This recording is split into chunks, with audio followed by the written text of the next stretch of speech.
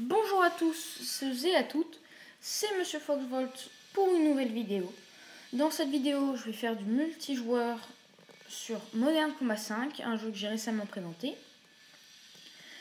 Donc, il y a eu une mise à jour, ce qu'il faut savoir, hier, ce qui veut dire qu'on était le mercredi 17.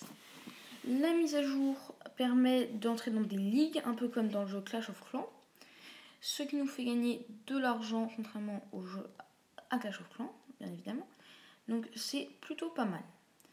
Et il y a toutes les armes sont en or maintenant. Il y a possibilité de les avoir en or, mais c'est un coût très cher. Et j'ai regardé les stats, c'est pas tellement meilleur avec les armes en or. Donc cette vidéo, je vais la dédier pour parler de quelle classe utiliser dans quelle map. Pour l'instant, je vais dire exactement et après je vais vous expliquer pourquoi choisir ces armes-là. Alors pourquoi choisir l'éclaireur dans cette map-ci? Bien sûr, c'est que si vous avez la Bosque 3. Parce que si vous avez le sabre, vous n'allez rien pouvoir faire. Si vous avez donc à chaque fois la dernière arme dans chaque équipement, comme moi, vous pouvez utiliser ces armes-là. Si vous êtes sur le terrain chantier, vous pouvez utiliser l'éclaireur. Si vous êtes dans le terrain toit, vous pouvez utiliser le sniper. Bien sûr, seulement si vous avez le viseur thermique. Après, pour le... quel nom déjà pour Venise ou les canaux. Voilà. La meilleure arme que vous pouvez utiliser est la Red 34.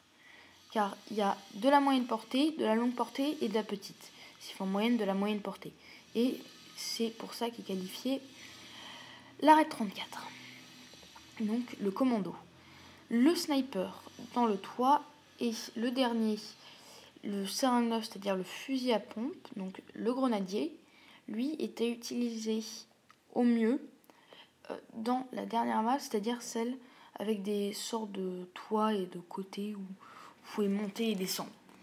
Qui, elle, est pas mal pour les VIP et est très bien pour utiliser le C9. Car il y a beaucoup de petites portées, c'est très difficile d'avoir une vision à longue portée. Il y a très peu de stands où vous pouvez vous poster avec un sniper. Et si vous postez avec le sniper, vous allez donc mourir car les gens vont arriver par derrière. Donc ça, c'est les trois. Donc j'ai expliqué pour la Red 34. Après, on peut faire des mixtes. Le sniper peut aussi être utilisé dans ce terrain, le chantier. Le fusil à pompe peut être utilisé aussi sur le toit. Les deux, c'est sniper et fusil à pompe. Là, le sniper peut être utilisé aussi sur cette map-ci. Il peut être utilisé sur 3 maps, le sniper. Après, l'éclaireur, bon, c'est pas le mieux pour l'utiliser dans les canaux. Mais l'éclaireur, vous pouvez l'utiliser pratiquement que sur cette map. Enfin, c'est le mieux sur cette map, du moins. Après, laquelle j'ai oublié? Oui, celle avec les toits un peu bizarres où vous pouvez monter et descendre. Ça, le sniper peut très bien faire l'affaire aussi. Mais il n'y aura pas beaucoup de stands, donc il faut absolument être en combat en équipe si vous utilisez le sniper. Et vous pouvez aussi utiliser sur cette map l'arrêt 34, pas vraiment, mais l'éclaireur, pourquoi pas, ça peut être un choix qui peut s'avérer bon, enfin, qui peut être positif, quoi. Vous comprenez. Donc,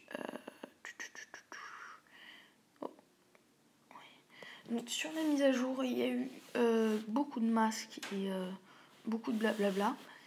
Si vous avez compris à peu près comment débloquer toutes ces armes en or, etc., enfin comment faire s'il faut tuer des ennemis ou faire un truc particulier, mettez-le moi dans les commentaires parce que j'ai pas tout à fait compris le principe. Donc dites-moi, 7 points de ligue, c'est pas mal. Donc dites-moi tout dans les commentaires. Voilà. C'était Monsieur Foxvolt pour une nouvelle vidéo. J'espère qu'elle vous aura plu. Si oui, abonnez-vous, likez, partagez. Et je vous dis à la prochaine. Peace!